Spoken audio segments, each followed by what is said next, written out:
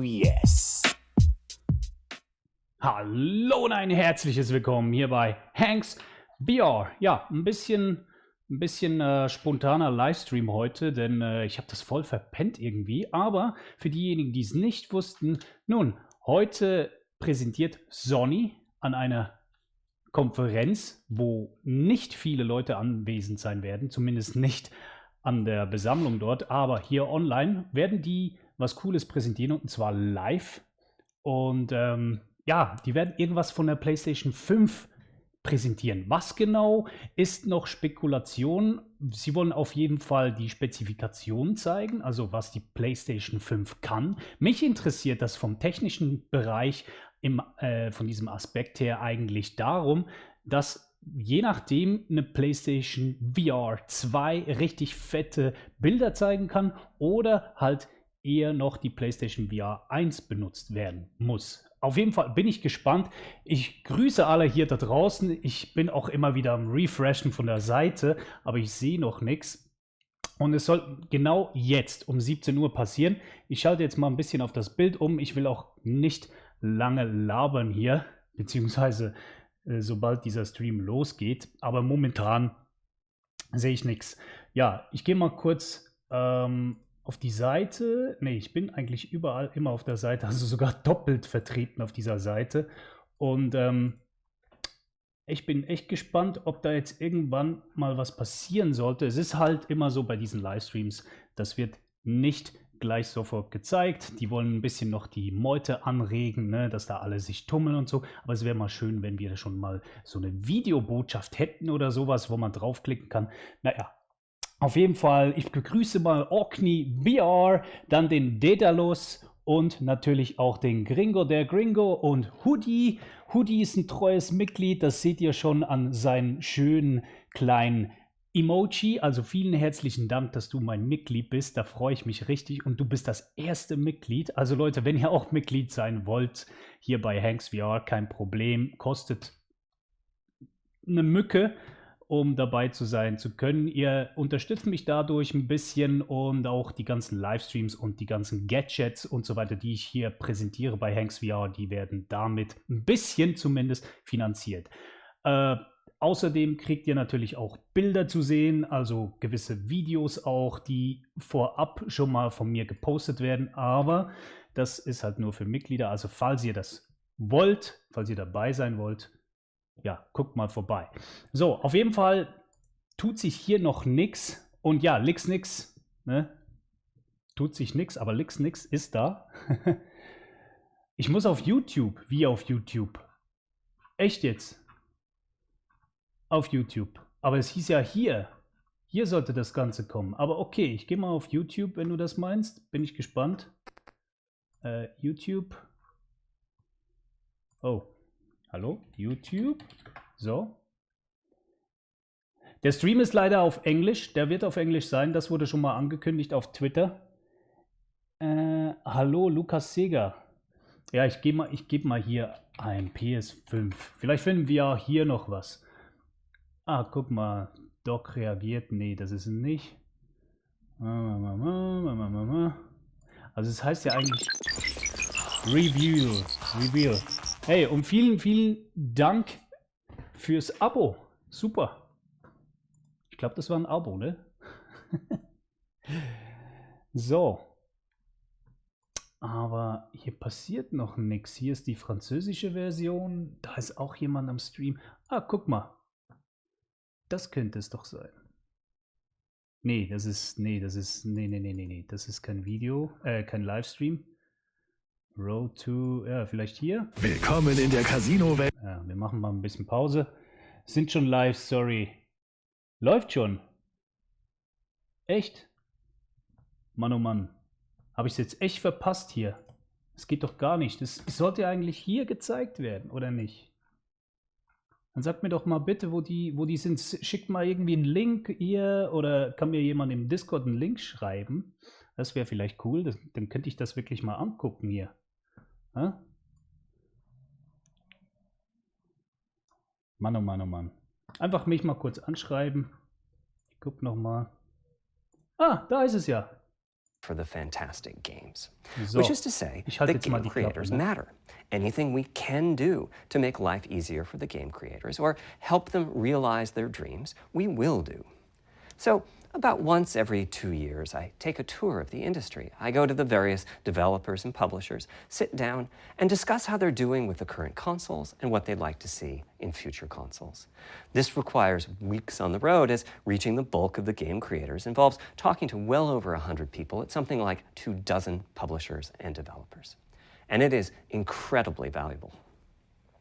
By the way, the feature most requested by the developers, that was an SSD, which we were very happy to put in the hardware, but a lot of problem solving was required. I'll be doing a deep dive on the SSD and surrounding systems later on in this talk. It's also key to make a generational leap while keeping the console sufficiently familiar to game developers. I think about this in terms of balancing evolution and revolution. Now, with PlayStation 1, 2, and 3, the target was a revolution each time with a brand new feature set. That was great in many ways, but time for the developers to get up and running got longer with each console. In the past, I've called this time to triangle. Here's what I had for those 3 consoles. To be clear, I'm not talking about time to make a game. Developers will be ambitious, and it may take them 6 years or so to realize their vision. What I'm talking about is that dead time before graphics and other aspects of game development are up and running, and trying to minimize that. On the other hand, if we're trying to reduce that dead time to 0, that means the hardware architecture can't change at all. We're handcuffed. We need to judge for each feature what value it adds and whether it's worth the increase in developer time needed to support it. So with PlayStation 4, we were able to strike a pretty good balance between performance and familiarity. We got required learning back to PlayStation 1 levels. With PS5, the GPU was definitely the area we felt the most tension between adding new features and keeping a familiar programming model. Ultimately, I think we've ended up with something under a month of getting up to speed. That feels like we're striking about the right balance. I'll go into a bit more detail later today about our philosophy with the GPU and the specific feature set that resulted from it. It's also very important for us, as the hardware team, to find new dreams, by which I mean something other than CPU performance, GPU performance, and the amount of RAM. The increase in graphics performance over the past 2 decades has been astonishing, but there are other areas in which we can innovate and provide significant value to the game creators, and through them, the players. That's why the SSD was very much on our list of directions to explore, regardless of what came out of the conversations with game developers and publishers. The biggest feature in this category is the custom engine for audio. That's today's final topic. The push for vastly improved audio, and in particular 3D audio, isn't something that came out of the developer meetings. It's much more the case that we had a dream of what might be possible 5 years from now, and then worked out a number of steps we could take to set us on that path. So here again are the 3 principles, the first being enabling the desires of developers to drive the hardware design. To me, the SSD really is the key to the next generation. It's a game changer. And it was the #1 ask from developers for PlayStation 5. As in, we know it's probably impossible, but can you put an SSD in it? That was a discussion we were also having internally. It was clear that the presence of a hard drive in every PlayStation 4 was having a positive impact. A lot of things that would simply have been impossible at Blu-ray disc speeds were now possible. At the same time, though, in 2015 and 2016, when we were having these conversations, developers were already banging up against the limits of the hard drive, and a lot of developer time was being spent designing around slow load speeds. I want to focus in on just one number here, which is how long it takes to load a gigabyte of data from a hard drive. The difficulty being that hard drives are neither particularly fast nor flexible. If all your data is in one block, which is frankly not very likely, you can load 50 to 100 megabytes a second, depending on where the data is located on the hard drive. Let's assume it's on the outer edge, which means loading a gigabyte takes 10 seconds.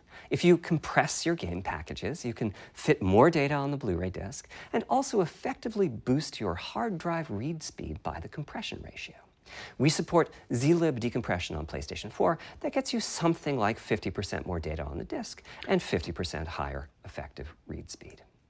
Unfortunately, though, it's highly likely that your data is scattered around in various files on the hard drive, as well as sourced from multiple locations within those files. So lots of seeks are needed at 2 to 50-ish milliseconds each. My rule of thumb is that the hard drive is spending 2/3 of its time seeking, and only 1/3 of its time actually loading data. Putting all of that together, a gigabyte is very roughly 20 seconds to load from a hard drive.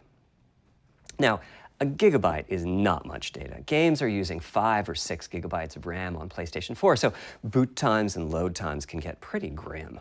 Or to put that differently, as a player, you wait for the game to boot, wait for the game to load, wait for the level to reload every time you die, and you wait for what is euphemistically called fast travel. Also wahrscheinlich gibt es All eine of that schnellere leads to the SSD in der dream. PS5. What if we could have not just an SSD, but a blindingly fast SSD? If we could load 5 gigabytes a second from it, what would change? Now, SSDs are completely different from hard drives. They don't have seeks as such. If you have a 5 gigabyte a second SSD, you can read data from 1,000 different locations in that second, pretty much at speed. As for time to load a gigabyte, this is next gen we're talking about, so memory is bigger. Also, Instead, we should be asking PC-Specs how long quasi to load mit 2 SSD gigabytes. jetzt. And the answer is about 1/4 of a second. I mean, that's amazing. We're talking 2 orders of magnitude, meaning very roughly 100 times faster.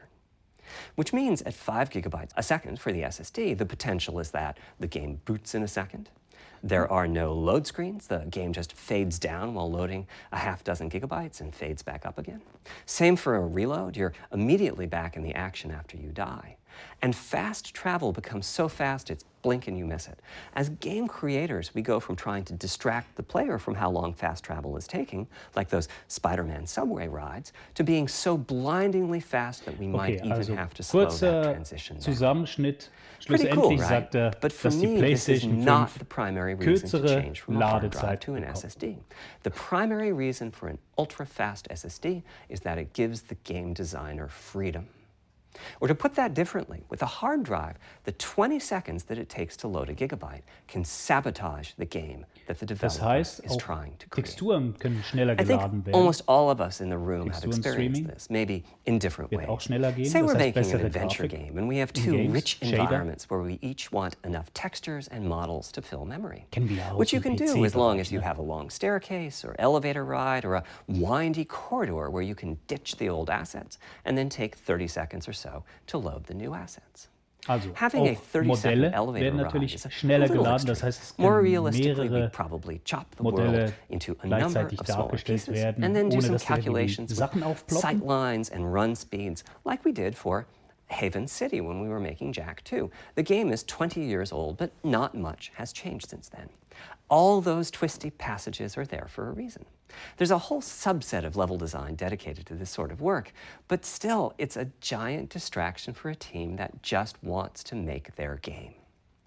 So when I talked about the dream of an SSD, part of the reason for that 5 gigabyte a second target was to eliminate loads, but also part of the reason for that target was streaming. As in, what if the SSD is so fast that as the player is turning around, it's possible to load textures for everything behind the player in that split second? If you figure that it takes half a second to turn, that's 4 gigabytes of compressed data you can load. That sounds about right for Also es next. ist ja immer so, die Texturen Anyway, werden back to geladen, the hard drive. wenn man Another strategy for das increasing Sichtfeld effective sieht, ne? read Und er speed is to redet make gerade big darum, sequential chunks of dass wenn man data. das Sichtfeld For sieht, dass example, man we sowas might nicht group erlebt wie bei all der the data Unreal together Engine, for wo each die city Textur block. noch geladen That wird. removes most of the seeks. Könnte And the natürlich streaming gets für faster. VR But there's a definitiv auch downside noch too, which is that brauchbar frequently sein. used data is included in many chunks and therefore is on the hard drive many, many times. Marvel's Spider-Man uses this strategy, and though it works very well for increasing the streaming speed, there's a massive duplication as a result. Some of the objects like mailboxes or news racks are on the hard drive 400 times. What I'm describing here are things that cramp a creative director's style. Either level design gets a little bit boring in places, or the data is duplicated so many times that it no longer fits on the Blu-ray disc.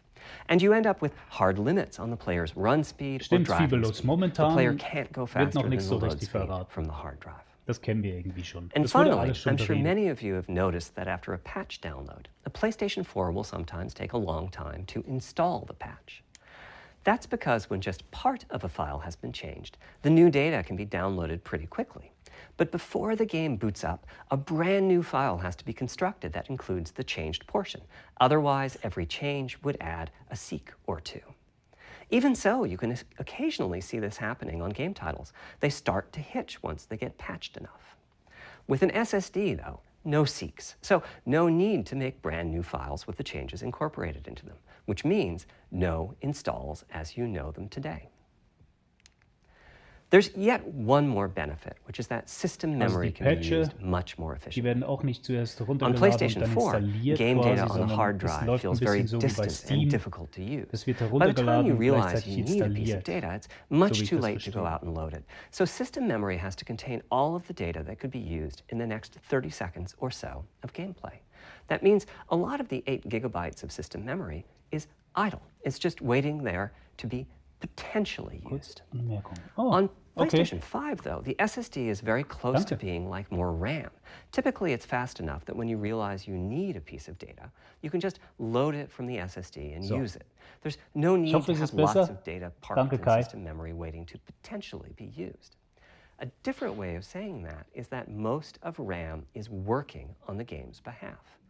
This is one of the reasons that 16 gigabytes of GDDR6 feels Xbox. right for PlayStation 5. The presence of the SSD reduces the need for a massive intergenerational increase in size.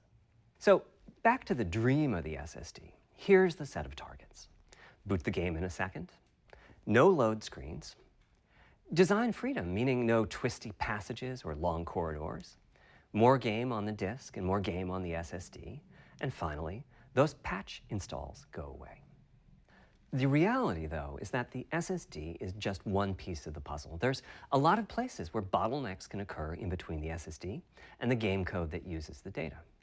You can see this on PlayStation 4. If I use an SSD with 10 times the speed Ja, of a also standard sehr hard viel drive, I Werbung probably see only für double SSD. the loading speed, if that. For Aber als PlayStation 5, Konsolenspieler our goal natürlich was not just ein that the SSD Riesenfortschritt, itself muss be man 100 natürlich auch times sagen. faster. It was that game loads and streaming would be 100 times faster. So every single potential bottleneck needed to be addressed. And there are a lot of them. Let's look at check-in and what happens when its overhead gets 100 times larger. Conceptually, check-in is a pretty simple process. Data is loaded into system memory from the hard drive or SSD. It's examined. A few values are tweaked to check it in, and then it's moved to its final location. At the SSD speeds we're talking about, that last part, moving the data, meaning Vielen Dank copying für it das from one Abo. location to another, takes roughly an entire next-gen CPU core. And that's just the tip of the iceberg. If all the overheads get 100 times larger, that will cripple the frame rate as soon as the player moves, and that massive stream of data starts coming off the SSD. So to solve all of that, we built a lot of custom hardware, namely a custom flash controller and a number of custom units in our main chip. Okay, das war klar. The flash controller in the Custom. SSD was designed for smooth and bottleneck-free operation, but also with games in mind. For example, there are 6 levels of priority when reading from the SSD. Priority is very important. You can imagine the player heading into some new location in the world and the game requesting a few gigabytes of textures. And while those textures are being loaded, an enemy is shot and has to speak a few dying words. Having multiple priority levels lets the audio for Also those momentan dying labert words der get Typ loaded so, immediately. als wäre die PS5 On one side, that mit flash ihrer controller SSD connects to the schneller als ein actual flash PC. drive So that kommt mir das so supply the rüber. storage. To Aber reach our wird ja nicht der bandwidth Fall target of sein. 5 Aber gigabytes sie a haben second, natürlich we ended up with a Custom-Sachen drin. 12-channel interface. Es gibt 8 keine channels wouldn't be Ladezeiten, aber das wurde ja auch schon The gesagt. resulting bandwidth we've achieved is actually 5.5 gigabytes Ich bin a second. gespannt. With a 12-channel interface, the most natural size that emerges for an SSD is 825 gigabytes. The key question for us was, is that enough? I mean, it's tempting to add more, but Flash certainly doesn't come cheap, and we have a responsibility to our gaming audience to be cost-effective with regards to what we put in the console. Ultimately, we resolved this question by looking at the play patterns of a broad range of gamers. We examined the specific games that they were playing over the course of a weekend or a week or a month, and whether that set of games would fit properly on the SSD. We were able to establish that the friction caused by reinstalls or re-downloads would be quite low, and so we locked in on that 825 gigabyte size, while also preparing multiple strategies so that those who want more storage can add it. I'll go through the details in a moment. Back to the flash controller. On the other side, it connects to our main custom chip via 4 lanes of Gen 4 PCIe. And inside the main custom chip is a pretty hefty unit dedicated to I/O. Before we talk about what that does, let's talk compression for a moment. PlayStation 4 used zlib as its compression format. We decided to use it again on PlayStation 5, but on my 2017 tour of developers, I learned about a new format called Kraken from Rad Game Tools. It's like zlib's smarter cousin. Simple, similar types of algorithms, but about 10% better compression, which is pretty big. That means 10% more game on the UHD Blu-ray disc or on the SSD. Kraken had only been out for a year, but it was already becoming a de facto industry standard. Half of the teams I talked to were either using it or getting ready to evaluate it. So we hustled and built a custom decompressor into the I/O unit, one capable of handling over 5 gigabytes DDR5 wurde vorhin gezeigt, glaube ich, data a second. so wie ich das gesehen habe. After decompression, that typically becomes 8 or 9 gigabytes, but the unit itself is capable of outputting as much as 22 gigabytes a second if the data happen to compress particularly well. By the way, in terms of performance, that custom decompressor equates to 9 of our Zen 2 cores. That's what it would take to decompress the Kraken stream with a conventional CPU. There's a lot more in the custom I/O unit, including a dedicated DMA controller. The game can direct exactly where it wants to send the data coming off of the SSD. This equates to another Zen 2 core or 2 in terms of its copy performance. Its primary purpose is to remove check-in as a bottleneck. There's 2 dedicated I/O coprocessors and a large RAM pool. These aren't Zen 2 cores. They're there principally to direct the variety of custom hardware around them. One of the coprocessors is dedicated to SSD I/O. This lets us bypass traditional file I/O and its bottlenecks when reading from the SSD.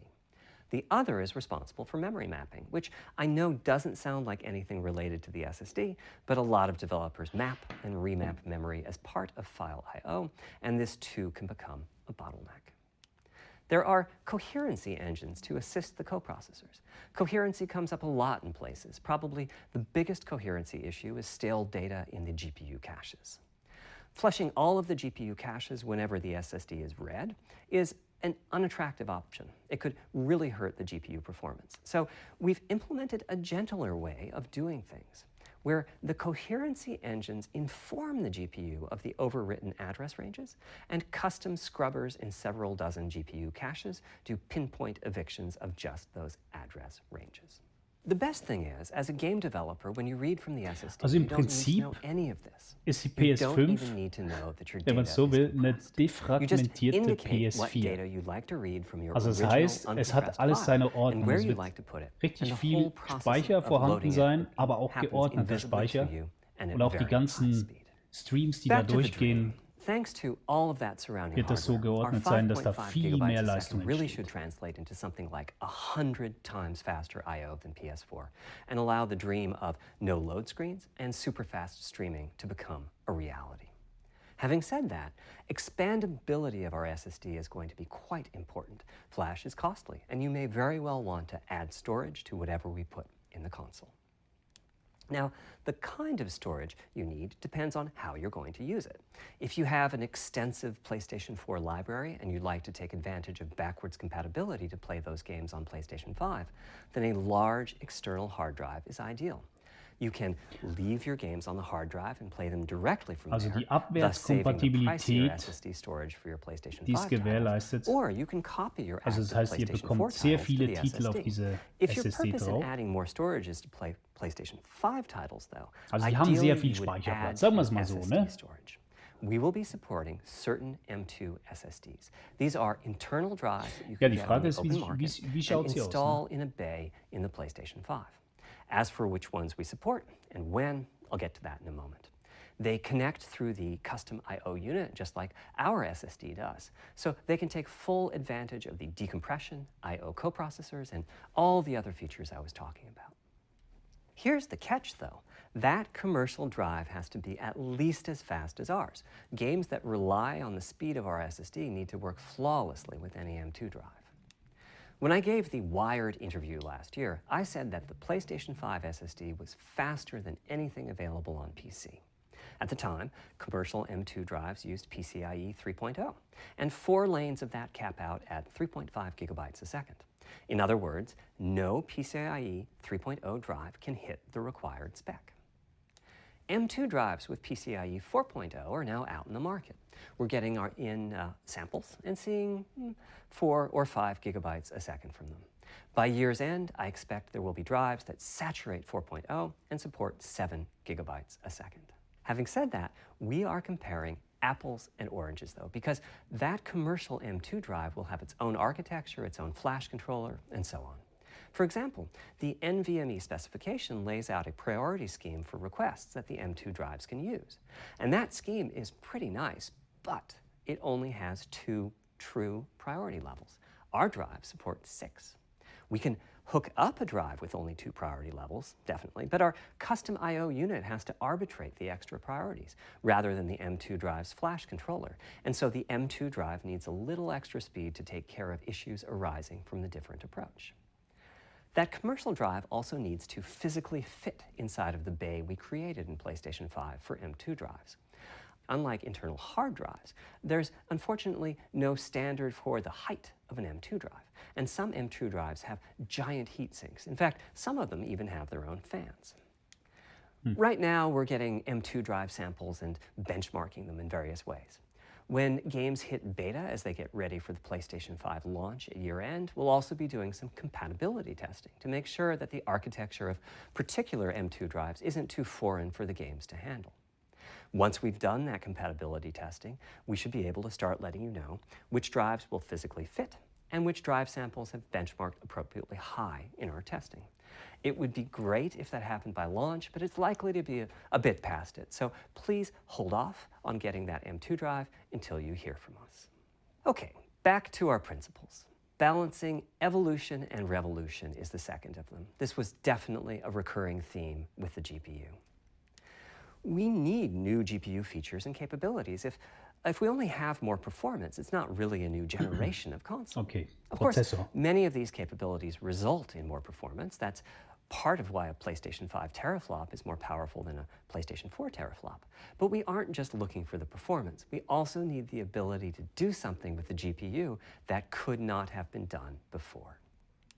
And we need higher performance per watt. Every time we double the performance of some GPU component, we don't want to find out we've doubled the power consumed and the heat produced. But at the same time, we have to make sure the GPU can run PS4 games, and we have to ensure that the architecture is easy for the developers to adopt. Now, backwards compatibility was handled masterfully by AMD. They treated it as a key need throughout the design process. As our solution to adding new features without blindsiding developers, we made sure that if there were new significant features, it would be optional to use them. The GPU supports ray tracing, but you don't have to use ray tracing to make your game. The GPU supports primitive shaders, but you can release your first game on PlayStation 5 without making any use of them. Before I get into the capabilities of the GPU, I'd like to make clear 2 points that can be quite confusing. Ray Tracing drin haben, ne? First, we have a custom gespannt, AMD GPU based on their RDNA 2 technology. What does that mean? AMD is continuously improving and revising their tech. For RDNA 2, their goals were, roughly speaking, to reduce power consumption by re-architecting the GPU to put data close to where it's needed, to optimize the GPU for performance, and to add a new, more advanced feature set. But that feature set is malleable, which is to say that we have our own needs for PlayStation, and that can factor into what the AMD roadmap becomes. So collaboration is born. If we bring concepts to AMD that are felt to be widely useful, then they can be adopted into RDNA 2 and used broadly, including in PC GPUs.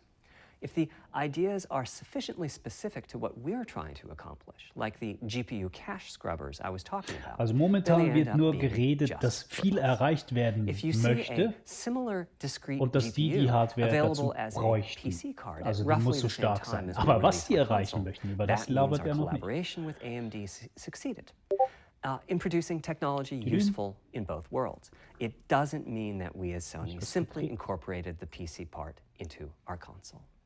This continuous improvement in AMD technology means it's dangerous to rely on Danke teraflops fürs as an absolute Abo. indicator of performance, and CU count should be avoided as well. In the case of CPUs, we all understand this. The PlayStation 4 and PlayStation 5 each have 8 CPUs, but we never think that meant the capabilities and performance are equal. It's the same for CUs. For one thing, they've been getting much larger over time. Adding new features means adding lots of transistors.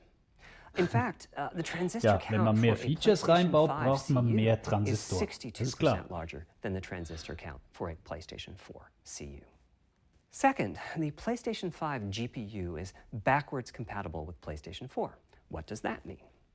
One way you can achieve backwards compatibility is to put the previous console's chipset in the new console, like we did with some PlayStation 3s, but that's of course extremely expensive. A better way is to incorporate any differences in the previous console's logic into the new console's custom chips, meaning that even as the technology evolves, the logic and feature set that PlayStation 4 and PlayStation 4 Pro titles rely on is still available in backwards compatibility modes. One advantage of this strategy is that once backwards compatibility is in the console, it's in. It's not as if a cost down will remove backwards compatibility like it did on PlayStation 3. Achieving this unification of functionality took years of efforts by AMD, as any roadmap Also es wird auch advancement wieder creates a emuliert. potential Es ist nicht divergence in nativer logic. Support, der Running da drin PS4 sein and wird PS4 für die titles at boosted frequencies Abwärtskompatibilität. has also added complexity. Aber The boost Kompatibilität is ist wichtig, truly denn ich massive habe this time viele around, and some game code just can't handle PS4 it. Testing VR-Titel, has to die be ich natürlich done auch on a auf der PS5 dann title-by-title zocken will. basis. Results are excellent. Firewall. Though. We recently took a look at the top 100 PlayStation 4 titles as ranked by playtime, and we're expecting Danke fürs Abo. almost all of them to be playable at launch on PlayStation 5. With regards to new features, as I said, our strategy was to try to break new ground, Vielen Dank. but at the same Vielen time Dank. not to require use of the new GPU capabilities. For more than a decade, GPUs have imposed a restriction on game engines. 10 years later. Software handles vertex processing, but for the most part, dedicated hardware is responsible for the triangles and other geometry that the vertices form. That means it's not possible to do even basic optimizations, such as aborting processing of a vertex if all geometry that uses it is off-screen. PlayStation 5 has a new unit called the Geometry Engine, which brings handling of triangles and other primitives under full programmatic control. As a game developer, you're free to ignore its existence and use the PlayStation 5 GPU as if it were no more capable than the PS4 GPU, or you can use this new intelligence in various ways.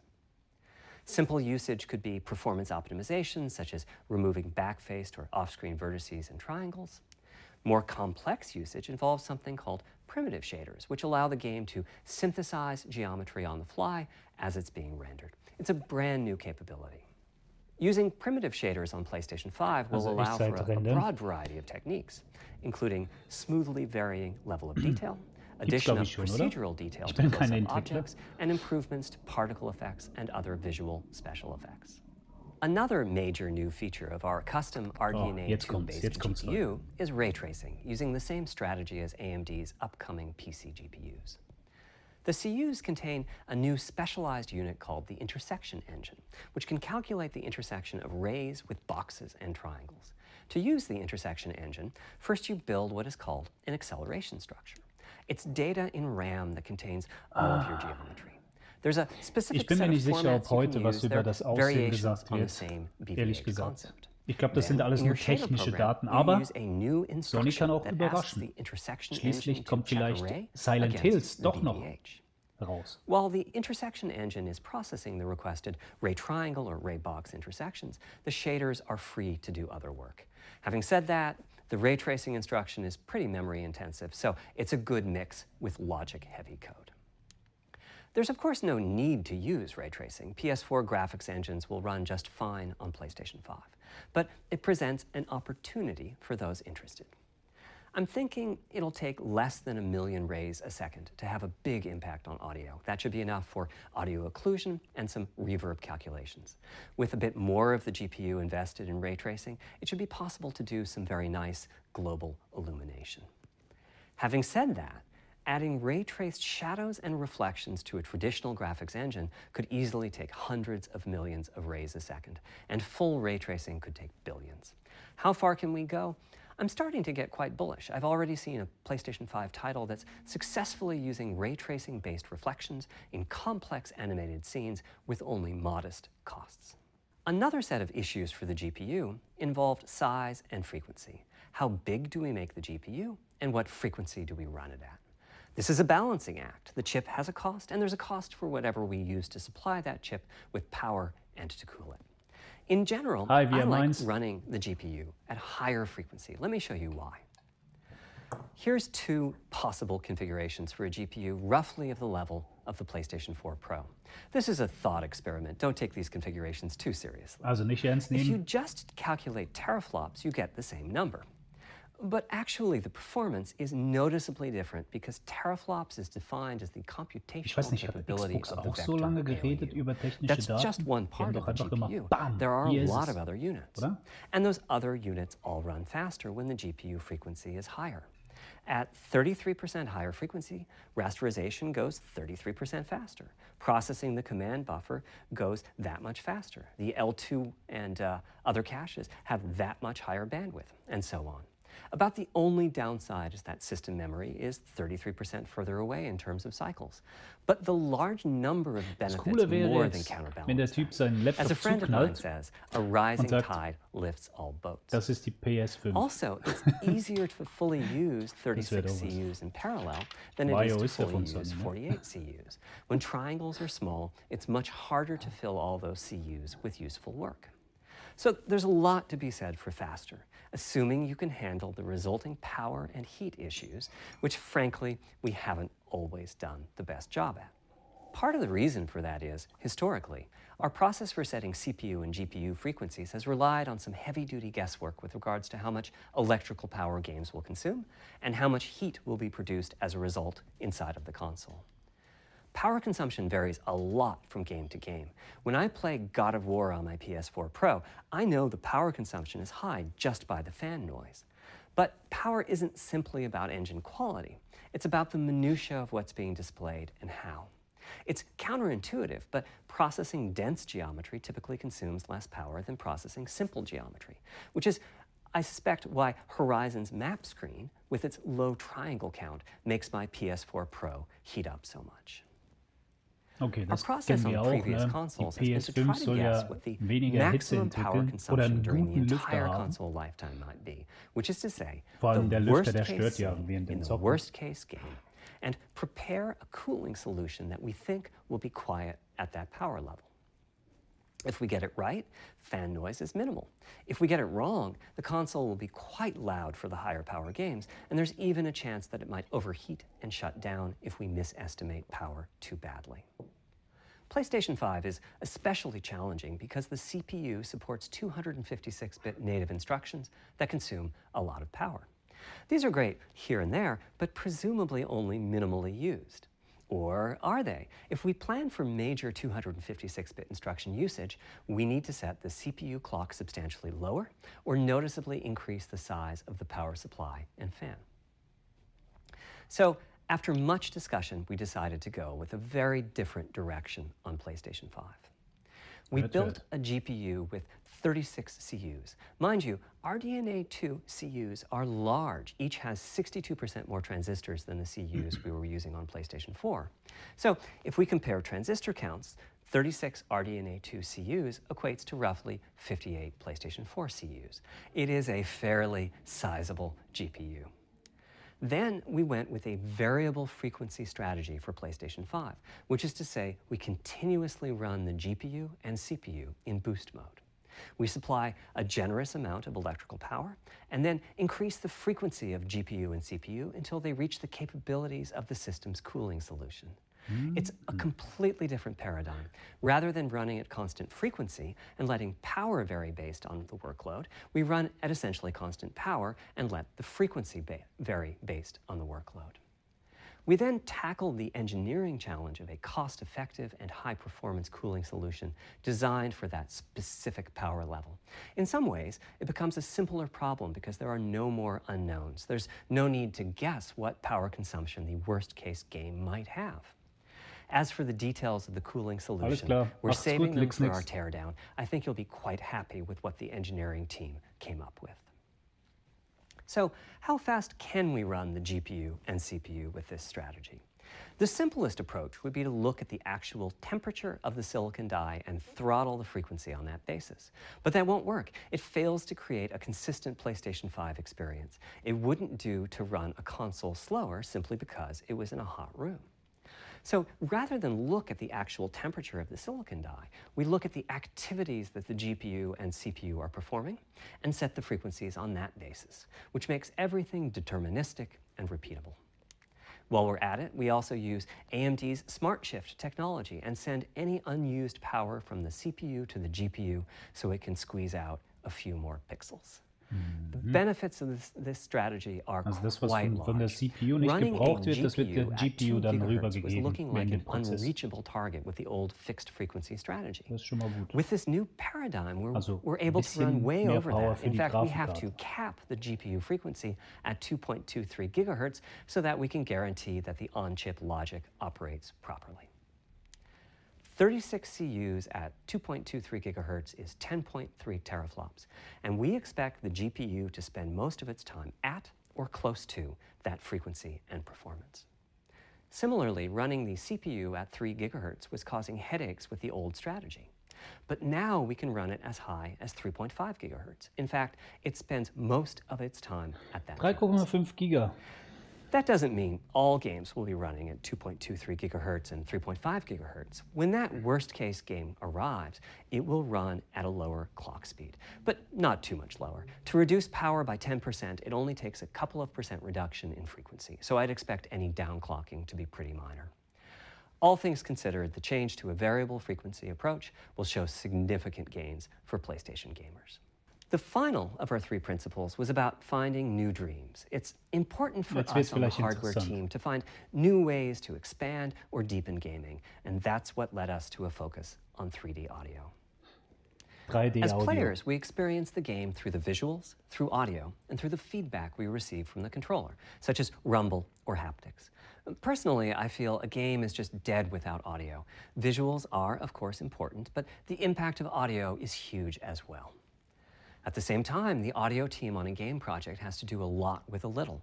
For example, on PlayStation 4, there's fierce competition for the Jaguar CPU cores. Audio typically ends up getting just a fraction of a core.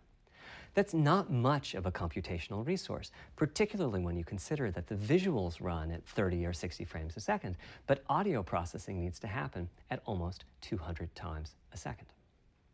So, it's been tough going making forward progress on audio with PlayStation 4, particularly when PlayStation 3 was such a beast when it came to audio. The SPUs in Cell were almost a perfect device for audio rendering.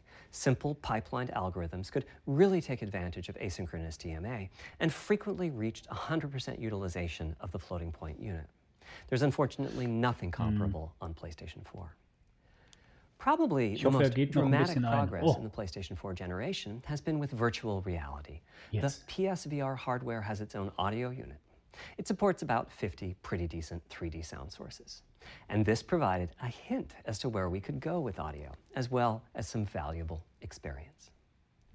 Not to oversimplify, but here were our goals for audio on PlayStation 5. Wieder raus. The first goal was great audio for everyone, not just VR users or soundbar owners or headphone users. That meant audio had to be part of the console. It couldn't be a peripheral. The second goal was to support hundreds of sound sources. We didn't want developers to have to pick and choose what sounds would get 3D effects and which wouldn't. We wanted every sound in the game to have dimensionality. And finally, we wanted to really take on the challenges of presence and locality. Now, when we say presence, we mean the feeling that you're actually there. You've entered the matrix. It's not, of course, something we thought we could perfectly achieve, but the idea was that if we stopped using just a rain sound and instead used lots of 3D audio sources for raindrops hitting the ground at all sorts of locations around you, then at some point your brain would take a leap and you'd begin to have this feeling of real presence inside the virtual world of the game. This has the capacity to affect your appreciation of the game, just like music in a game does. The concept of locality is simpler. It's just your sense of where the audio is coming from, to the right of you, behind you, above you. This can immerse you further in the game, and it can also directly enhance the gameplay. To use Dead Space as an example, I know, old school, you're fighting enemies in fairly dark, spooky locations. Back in the day, if you played the game using the TV speakers, you could tell that there was one last enemy growling and hunting you down, but it was difficult to tell quite where that enemy was. With headphones, you could tell that the enemy was somewhere on the right, which let you deduce, if you couldn't see it, that it must be somewhere behind and to your right. But with 3D audio with good locality, the idea is you know the enemy is precisely there, and you turn and you take it out. Also zusammengefasst wird es so ein ähnliches Feeling geben, wenn man Flat spielt wie bei VR. Also das heißt, von allen Seiten wird man was hören können. Man kann genau sagen, von wo das based on kommt. what direction the sound is coming from, Okay, sound waves bounce 3D-Sound around halt, inside the ear, was ja schon there's some angekündigt constructive wurde. and destructive interference, and the result is a Interessiert change jetzt in mich volume. weniger, The phase of the aber sound also shifts, depending on what path the sound wave took to reach the ear canal. These volume changes and phase shifts are different for each direction and also vary depending on the frequency of the sound. Head size and head shape also impact the sound in a similar fashion. The way that the sound changes, based on direction and frequency, can be encoded in a table called the Head-Related Transfer Function, or HRTF. Here's part of one. The vertical axis is the frequency. The horizontal axis is the direction, front, back, left, right, and the color gives the degree of attenuation of the sound at that frequency. The HRTF is as unique to an individual as a fingerprint is. In fact, you're looking at mine right now. Here's how we measure an HRTF. We've taken hundreds of people through this process. sieht aus wie bei We Alien. put a microphone in the subject's left and right ear canals. Also die And messen then quasi sit the jetzt die subject Richtung down und in die the middle of Dezibel an und die array Frequenz of und das Ganze 22 hier mit diesem speakers. Gerät. We then play an audio sweep from each speaker as we rotate the subject. In the course of 10 or 20 minutes, we're able to sample the HRTF at over 1,000 locations. Using an HRTF when rendering audio creates unparalleled quality, but it's computationally expensive. The simplest way to use an HRTF is to process a sound source to make it appear as if it's coming from one of those 1,000 locations we sample. Unfortunately, the processing has to be done in frequency domain rather than time domain, so there's multiple fast Fourier transforms needed for every sound source for every audio tick. That's a lot of multiplies. This computational complexity was the determining factor for our strategy. It meant we had to bite the bullet and design and build a custom hardware unit for 3D audio. Collectively, we're referring to the hardware unit and the proprietary algorithms we run on it as Tempest 3D Audio Tech. The meaning of 3D audio and technology should be pretty obvious here. As for Tempest, I feel it really reflects our goals with audio. It suggests a certain intensity of experience and also hints at your presence within it. We're calling the hardware unit that we built the Tempest engine. It's based on AMD's GPU technology. We modified a compute unit in such a way as to make it very close to the SPUs in PlayStation 3. Remember when I said that they were ideal for audio? So the Tempest engine has no caches, just like an SPU. All data access is via DMA, just like an SPU. Our target was that it would have more power than a CPU, thanks to the parallelism that a GPU can achieve, and that it would be more efficient than our GPU, thanks to the SPU-like architecture.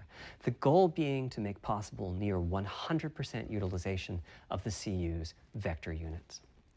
Where we ended up is a unit with roughly the same SIMD power and bandwidth as all 8 Jaguar cores in the PlayStation 4 combined.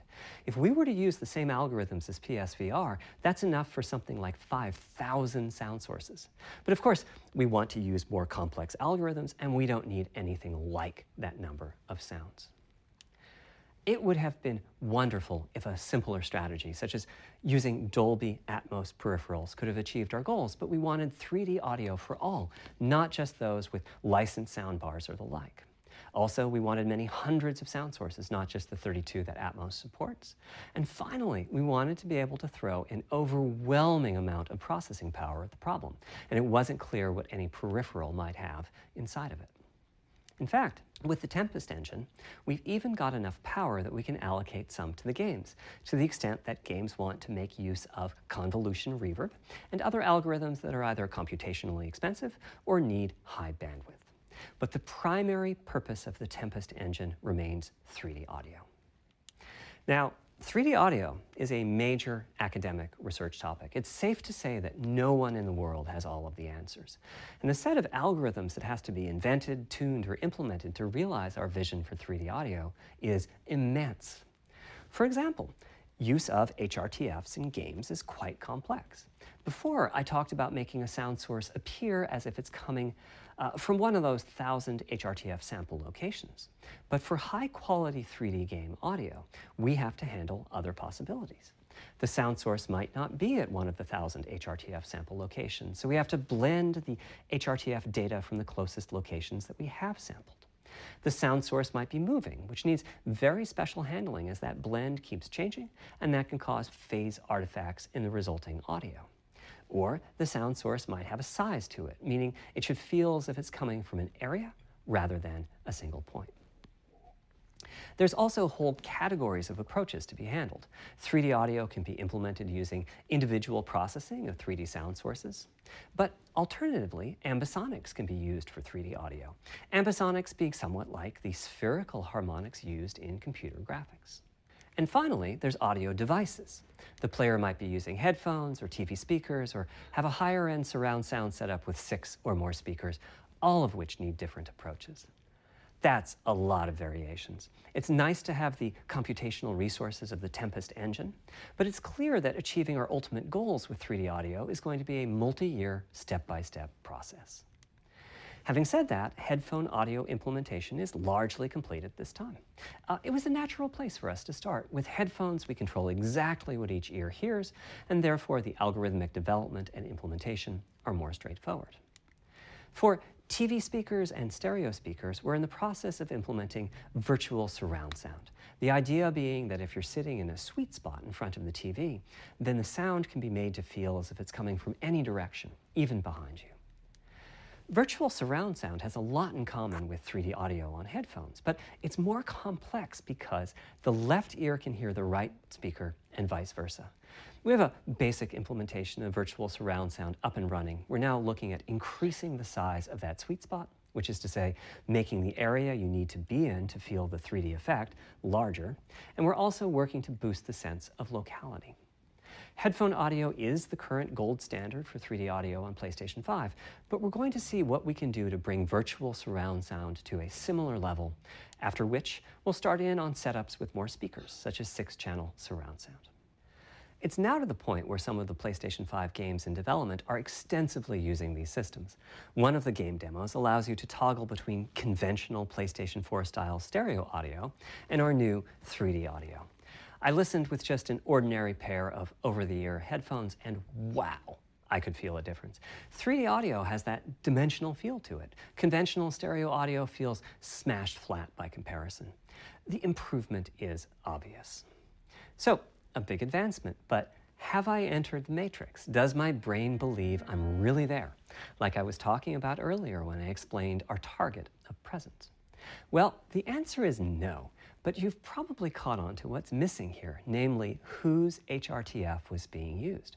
It wasn't mine, it was the default HRTF. The audio team analyzed the hundreds that they measured and chose the one they felt was the closest fit to the total game-playing audience. This shows a piece of the default HRTF on the left and my HRTF on the right. You can see that the general features are much the same, but the details are quite different. With the default HRTF, as I said, the 3D audio sounds pretty great. When I use my HRTF, though, the audio reaches a higher level of realism, which is to say that when using headphones and my HRTF, mit I dem Sound. occasionally get fooled and even think a sound is coming from the real world when it's actually coming from the game. Je nachdem. A corollary to this is that there are a few people whose HRTFs are sufficiently far from the default HRTF, that's the red dot here, that they can toggle between PS4 style and PS5 style audio and not sense much difference. I've had a few people describe the PlayStation 5's 3D audio as sounding like a bit better stereo audio. Presumably they're the Also ones hat at the gerade very gesagt, dass er ein edges paar of the Tester spectrum. hatte und sie haben gesagt, Which die means what PS5 HRTF you're using is klingt key. ein bisschen I'd like everyone to be able besser, to experience what I'm also experiencing, ein but bisschen besser obviously it's als not possible to Stereo. measure the HRTF of every PlayStation user.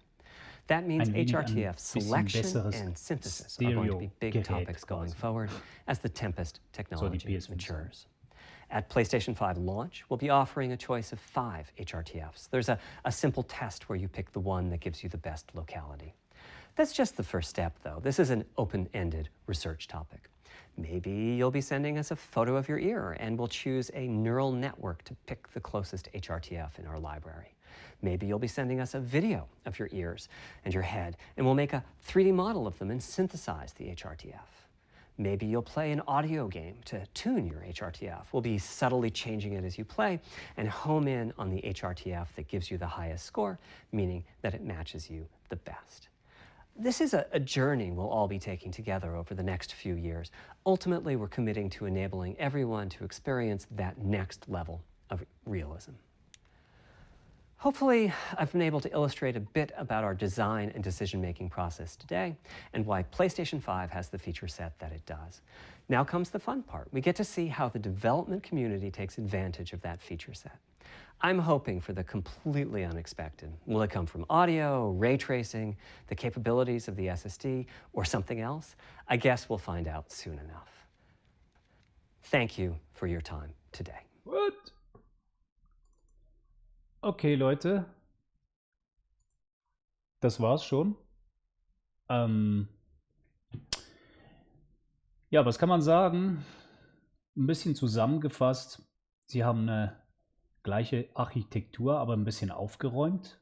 Eine schnellere SSD, beziehungsweise eine SSD, die angeblich ja eben die Ladezeiten verkürzen oder beseitigen soll, was ja eigentlich schon bekannt war.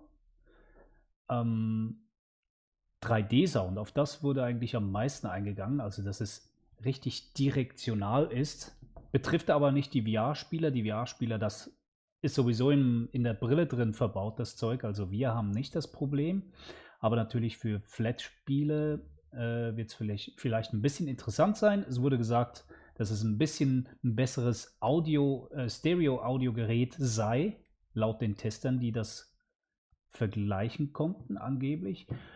Ja, dann das Streaming wird durchaus verbessert werden durch die schnellere SSD und auch die GPU bekommt ein bisschen Fett ab von der CPU. Wenn die gerade nicht auf Hochtouren läuft, dann bekommt die GPU ein bisschen Saft drüber. Und ja, ansonsten weiß man noch überhaupt nichts, ne? Also das war jetzt ein bisschen ein großes Geheimnis, aber das eigentlich schon, ne, erzählt wurde. Ich wünschte, ich hätte euch mehr zeigen können, aber wir müssen uns halt noch ein bisschen gedulden. Ich bin auf jeden Fall gespannt, was da noch kommt, was für Nachrichten das kommt. Ich hoffe auch, dass da irgendwie was Spezielles für die PlayStation VR gezeigt wird, weil da bin ich wirklich neugierig. Aber ansonsten, wir müssen uns mal ein bisschen überraschen lassen. Es ist ja noch ein bisschen weit bis zum Weihnachtsgeschäft. Wahrscheinlich kommt da dann ja die PS5 raus. Und ja, trotzdem, es kommt ja schon was Cooles raus. Das kommt am nächsten Dienstag raus und das ist Half-Life Alyx. Also für alle da draußen, vergesst nicht, Half-Life Alyx, ich werde hier sein, ich werde für euch streamen. Und ansonsten, danke fürs Zuschauen, dass ihr dabei wart, dass ihr mich ein bisschen begleitet habt, auch für die ganzen neuen Abos. Ich weiß nicht, ob die bleiben, weil vielleicht wollte jeder einfach nur mal PlayStation sehen, aber es ist nicht ein reiner PlayStation-Kanal hier, überhaupt nicht. Also Hanks VR heißt nicht umsonst Hanks VR, aber auf jeden Fall, falls ihr bleiben wollt, dann danke ich euch auf jeden Fall. Und wir sehen uns das nächste Mal, wahrscheinlich sogar heute Abend, denn es gibt noch ein Video, was ich jetzt noch vorbereiten möchte und dann kriegt ihr wieder was Cooles. Und es hat mit Retro zu tun. Vielen Dank fürs Zuschauen. Bis zum nächsten Mal bei Hanks VR. Macht's gut und Hanks out. Bye.